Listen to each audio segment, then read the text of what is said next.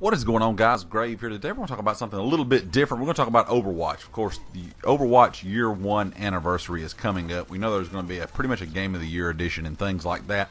And this was a game, when it was announced, I did play the beta. I'm a huge fan of Team Fortress 2 on PC, so I was very interested in it. And, of course, after the beta, I was still somewhat interested in it.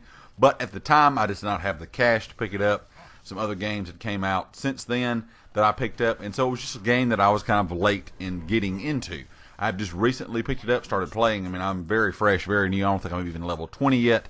So it was a game that I really really enjoyed at the time, and kind of wish that I would have picked up on release instead of waiting so long.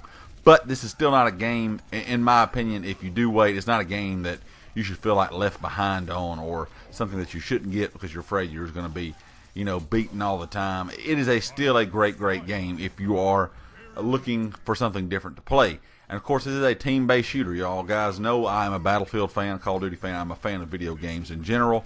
But that's what makes this game so interesting to me, is it's more team-based than anything I've ever played. Like I said, it's like Team Fortress 2 on PC. I know Battlefield 1 may be a team-based game, but still, one or two people can change the tide in the game of Battlefield if they have a really good game. This game, it takes the entire team playing together to perform well, to kind of get to that objective, to that goal that they are trying to reach.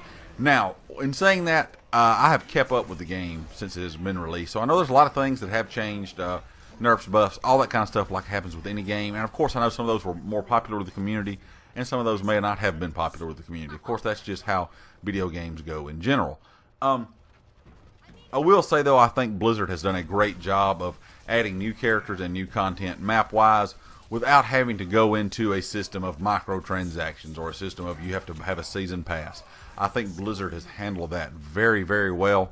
And I think that is one reason that this game, as I spoke of several weeks back in this week in gaming, this game has reached that 30 million player base, and it is still very strong no matter what platform you play on, PS4, Xbox, PC. It does not matter. There's still a lot of people playing. And I think it's a game that will continue to thrive. I think it's one of those games that you will see that's like Counter-Strike, like World of Warcraft, one of those games that can continue to go for a long time. Rainbow Six Siege. There really is no need to make another game. You can just keep adding good content to this, especially when you have the community to play it. And I think there's a lot of things other games can learn from this. I mean, we've been talking about some of my past Battlefield videos, how DICE is looking to change up the Season Pass, the premium system, and they're talking about not doing it in Battlefront. I wish all shooters were, you pay for the game, everything else is free. Yes, you can have some microtransactions in the game that you could pay for with cash, but it should all be cosmetic things like Overwatch has done.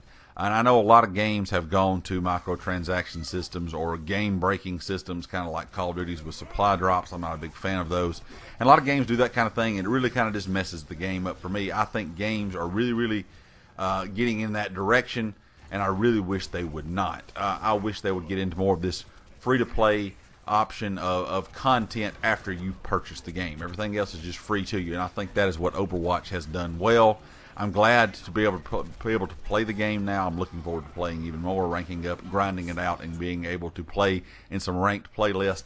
I know a lot of people may think there's not a lot of content here, but there's a lot of different characters, a lot of different maps, and of course you don't have to play just quick play. There's competitive play, breaks down in seasons, kind of like Rainbow Six Siege. So it gives you a lot of options to play, or different varieties of ways to play. I think it's a great game. If you've not picked it up, give it a try. I think there's going to be a lot of things to come for this game. We're just now hitting that year 1 mark. Anyway, guys, if you like the video, hit the like yet, subscribe yet, please do so. And don't forget to hit that notification button in the top corner so you get notified when all my videos go live. And I'll catch you guys next time. Peace.